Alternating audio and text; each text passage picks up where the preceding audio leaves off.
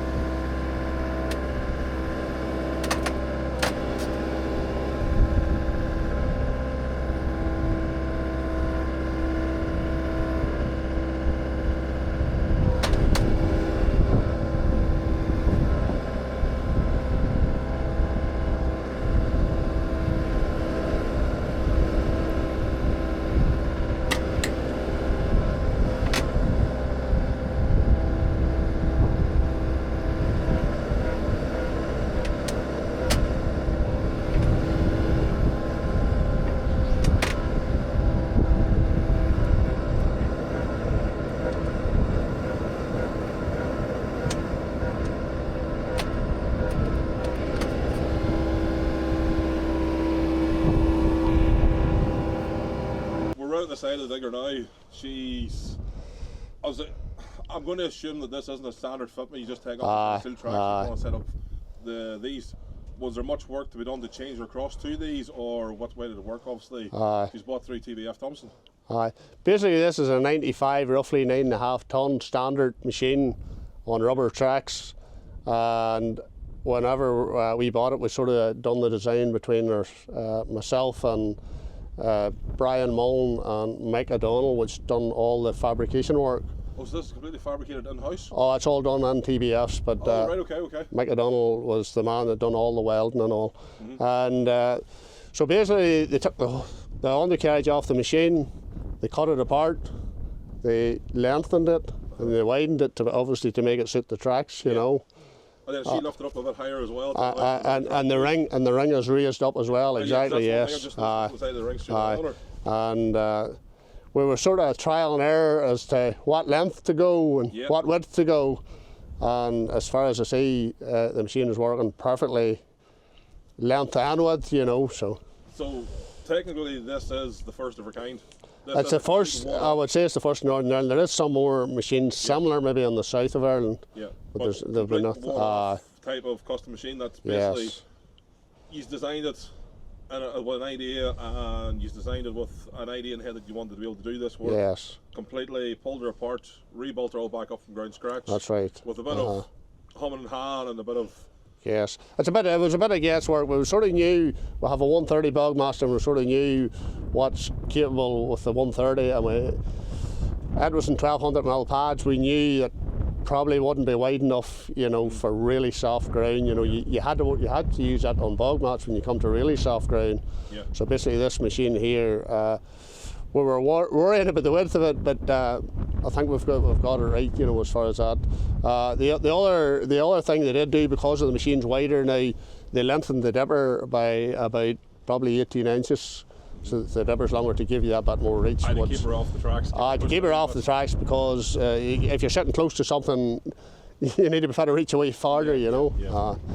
So no, it has worked out. So far, we're seem content with the machine, you know. So. Actually, lovely when it came out.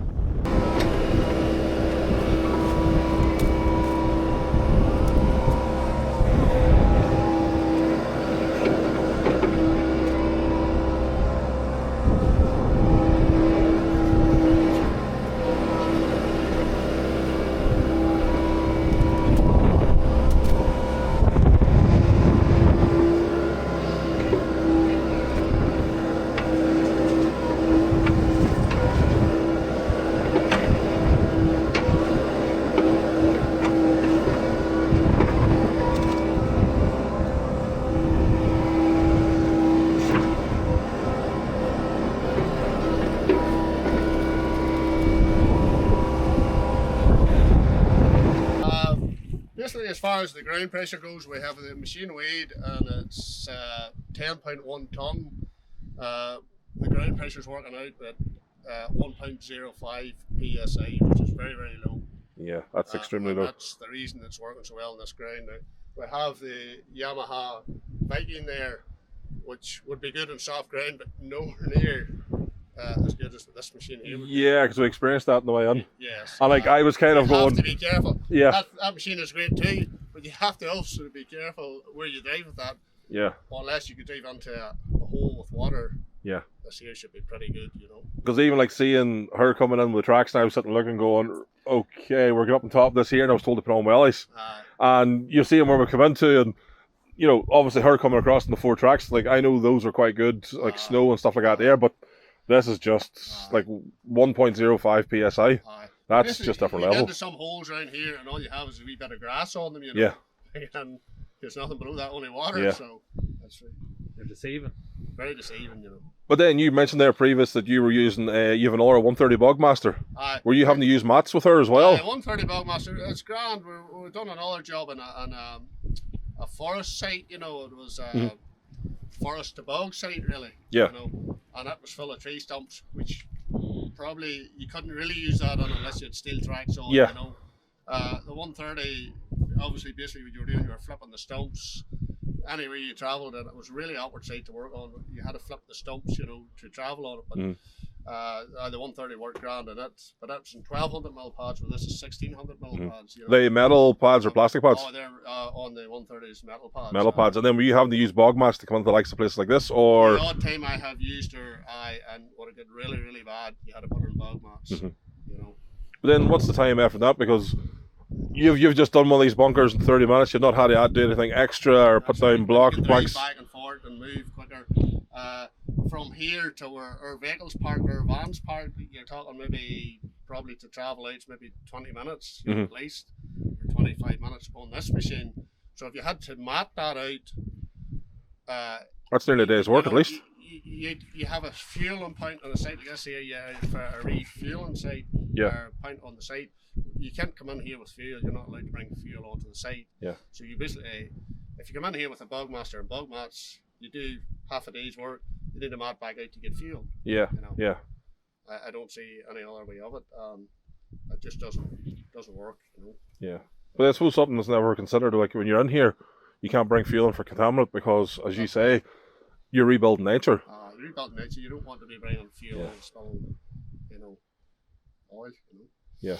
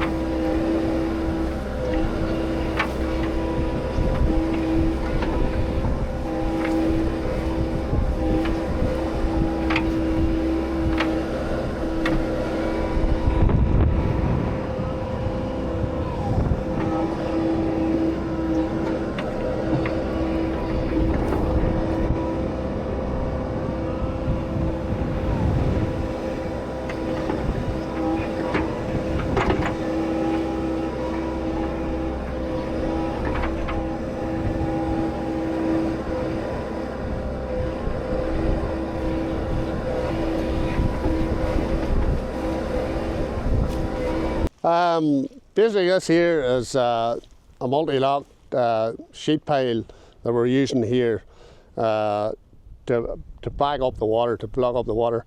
There was ordinary Z piles in here, plastic piles before, and there was no backfill, so the field, they didn't hold the water back. So what we done here, we put in logs over 4 metres long and drove them onto the banks to hold that, and backed it up with our wee machine. This is completely different. My father started the business maybe 40 years, 45 years ago maybe. What he would have been doing on his day, he would have been draining bogs, which when I was young I would have been out with him maybe clearing drains out and trying to drain bogs, but this is complete opposite. This is a complete opposite. This is peatland restoration, so we're trying to restore what we done years ago, you know. That's the reason that you know, it helps too if we've worked on bogs before, you know, that you have the experience, you know, on how to handle bogs, or how, if you know how to drain a bog, you should know how to block it up, you know. And you also know what you're looking for. Pitfalls, like as you sit and say, like a wet spot. There's one bit you said to me on the way across was, no, just if you see water, avoid it. And you wouldn't think, because it looks solid. If you look across it there, it all looks the same. But you've there's places there you have good strong heather where it's good to work on or drive on, and then you have other places with just like light grass, and it's not suitable, you know, for driving on, you know. But and then that's the honeycomb, or not the? Them's the honeycomb piles. Honeycomb structure there.